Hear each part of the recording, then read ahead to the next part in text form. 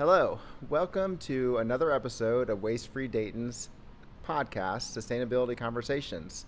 I'm Brett Bogan, the Executive Director, and I decided to start this video podcast series this year because I interact with so many cool and interesting people. I just wanted to get to know them more and share what I learned with everyone else. So joining me today is Megan Dunn Peters with the Dayton Arcade, and we'll get into kind of the big events coming up and why this is timely. But first, let's find out a little bit more about what you do. So Megan, thanks for joining us today. Thanks, Brett. Thanks for having me. Yeah, so tell us about your role with the arcade.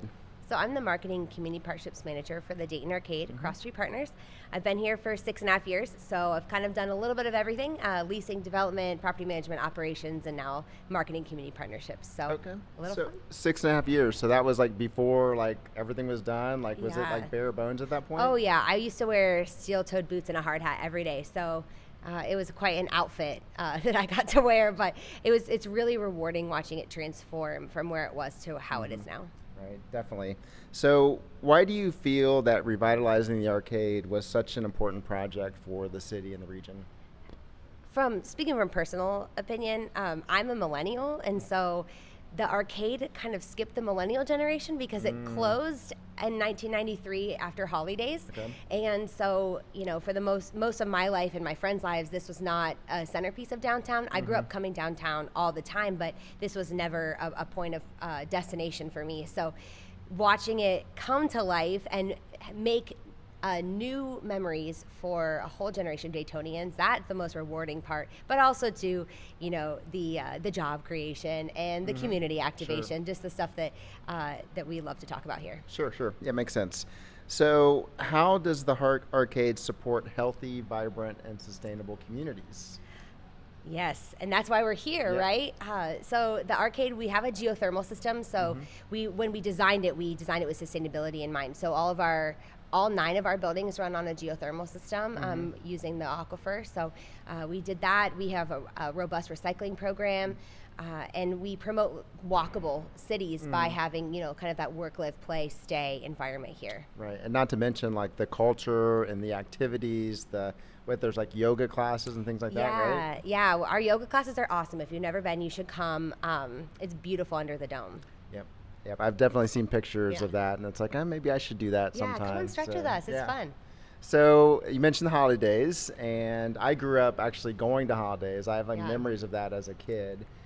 So I was really excited when that came back, even before everything was finished, right? You guys brought holidays Yeah. back. So tell us more about holidays. Like, what is it? What's the history? What can we expect? Definitely. So I call holidays my second child, actually my first child because I have one now. So holidays is a 3-day holiday event. We have vendors, live entertainment, holiday magic. We have cash bars and restaurants and food trucks, and it's a really great holiday tradition that it's our 5th year. So we always try to do a little bit of community give back as well. So we're partnering with Miami Valley Meals, and we work with Metro Parks and other partners like the Dayton Dragons to keep everything connected downtown. So it's a really wonderful event that has been going on strong for years now. Yeah, so does the history of holidays or some type of holiday event go back like way to like the early beginnings of the arcade, or was that more of like an 80s thing? That's a really good question. I need to dig into that. I'm sure there was, a lot of really big sales here because this was like a, shopping. Retail hub, yeah, right, people yeah. talk about it. There's a wonderful picture of the RTA bus all decked out for the holidays right outside the arcade. So yes, people were shopping here, and there was holiday sales and holiday celebrations, but really holidays, and I think the early 90s was what most people remember. Okay.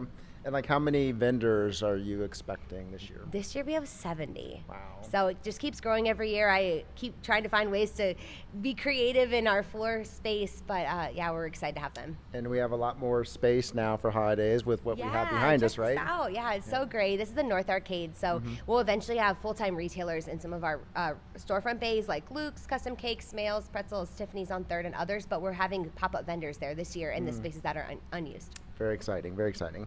So Waste for Dayton's going to be at holidays this year. Like the last few years I've gone and just attended and taken pictures and video and posted it. Now, Brett. We are working, yes. We are going to be managing 2 waste stations at the event to help the attendees properly dispose of recycling, compost, and landfill. So Yeah. we're excited about that. Yeah, and I'm really excited about the partnership this year and making the event more sustainable. That's what we had as a lot of our attendee feedback was more recycling options, better composting options. And so we got connected last year and made it happen this year. Yeah, definitely looking forward to that. So this video will come out with probably a week or two before holidays. Just make sure you come and say hi and check us out and check out all the vendors in this cool space. December 10th, 11th, and 12th from 3 to 8 p.m. Exactly. Don't miss it. It's only 3 days. Yes, So yes. it's a Wednesday, Thursday, Friday. All right, good, great. So we're going to switch things up a little bit now, and we're going to change location to the arcade to another iconic spot in the complex. So we will then turn to some more like somewhat random personal questions so we can like get to know you a little bit better. Awesome. Sound good? Yeah. Okay. Do we do a snap transition? Let's do it. Here we go. All right. Okay, we're back. And like I said, we've changed locations. So if you don't recognize it, we're down in the tank in the arcade complex. So I thought this would be a cool place to do the more intimate questions, if you will, right? Yeah. So first question, where are you from? I'm from Dayton, Ohio. I was born at Wright Pat Air Force Base, but I grew up in Beaver Creek. Okay. So let me get back to my question list here. Yes, what's your favorite activity or thing to do in the Dayton area? I love going to University of Dayton basketball games. I'm a huge UD Flyers basketball fan. I'm a UD grad. So that's my favorite thing to do. But I also love riding my bike on all the bike trails. Yes. I love basketball. I love the bike trails. I don't have a bike though, so I'm just more of the runner on those trails. Yeah, so they're great for anything. yes, exactly. Okay, a unique skill or talent that you have. So I teach and coach Irish dance. So I've been doing that since I was a little kid. And then I got my teacher certification in 2018, and I teach at Dwyer Irish Dance in Centerville. We have got 100 students. They're wonderful. And then I also coach the University of Dayton Irish Dance team, and they are so fun. We're current 2-time national champions. I didn't know there was a college like Irish dance team. Yeah, and I'm on the the board for Collegiate Irish Dance Association. So Very cool. yeah, that was keep myself busy. that was always one of the favorite things to see when I went to the Dayton Celtic Festival was like the Irish dancing exhibitions. Yeah, it's a lot of fun. All right. Well, thanks for sharing that. Next, do you have a guilty pleasure? I have 2 guilty pleasures. My first guilty pleasure is the Real Housewives franchises. I love Bravo. My coworker and I always talk about the latest episode that came out. So I love watching the Real Housewives, and I also love going thrifting by myself. I put my AirPods in, and I take an energy drink, and I just disassociate. Yes, So I could relate to the thrifting, and that's something that we support as a sustainability organization is like buy used instead of new clothes. Yeah. And sometimes I don't even buy anything. I just it's like the hunt for me. Cool. I can't really comment on the Real Housewives thing because I've never seen it, but they must be popular. Yeah, it's definitely a guilty pleasure. Okay, next question. Would you rather go back in time or forward into the future just to visit, and what time frame or era? I used to teach social studies, so that's what I did before this job. So I would definitely go back in the past and check out some of the civilizations that I used to teach. I was obsessed with ancient Egypt as a kid, so I would probably go back and check that out. But I would like to be in present day, I think. Yeah. So you're talking, not just going back to a couple hundred years. You're talking about thousands of years. Yeah, it was fascinating. I had those giant eyewitness books and was just fascinated by that kind of stuff. Yeah, that's a good answer. Good answer. So speaking of going places, what is a bucket list destination? I would love to go to the Christmas markets in Europe.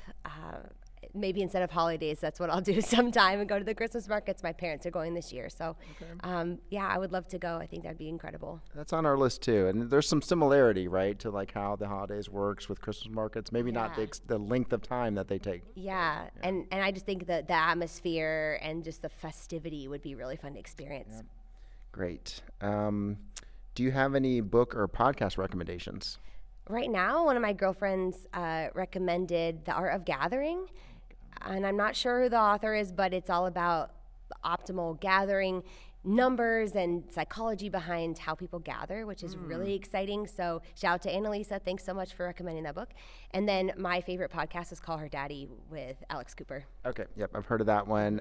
That book does sound interesting because I've read some books about how civilizations kind of rise and fall. So it kind of Yeah. sounds like in that kind of genre. Yeah, it's really interesting because it goes from like what's the best for a conference to a meeting to a family gathering to a reunion, and just the different ways you can set up that kind of stuff for success. I see. Okay, cool. What are you listening to currently? Like, what will we find in your like recently playlist on Spotify?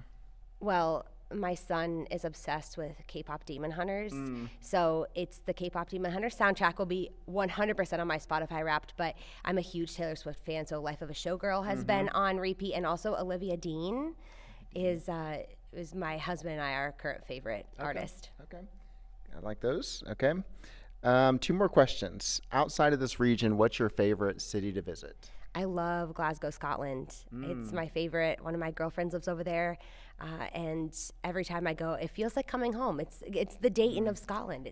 I can see that. It's like a little gritty, a little like working class, artsy, right? Yeah. great beer scene, good food scene, really lovely people, and it's beautiful as well. So we went to Glasgow last year, my family and I. We kind of stayed in Edinburgh, but we visited Glasgow for a day, and we really like Glasgow. Yeah, it's awesome. I'd go back to Scotland any day. Yep, I'm with you. Okay, last question. What celebrity or historical figure would you like to have a meal with? I have 2. Jimmy Buffett. He is one of my childhood soundtrack to my childhood, and then also Rick Steves. Okay. I love his show and love his travel books. Yes, agree. Yeah, we talked a little beforehand about Rick Steves and the show on PBS and everything. We always catch that. Yeah, that taking a Rick Steves trip is a bucket list item for me too. All right. Well, that does it. Thanks for sitting down with me today, thanks, Megan. Brett. It's been fun, and I'll be seeing you in a few weeks at holidays. Yeah. And I hope to see a lot of our supporters and community there as well. So, thank you. Awesome. Thanks.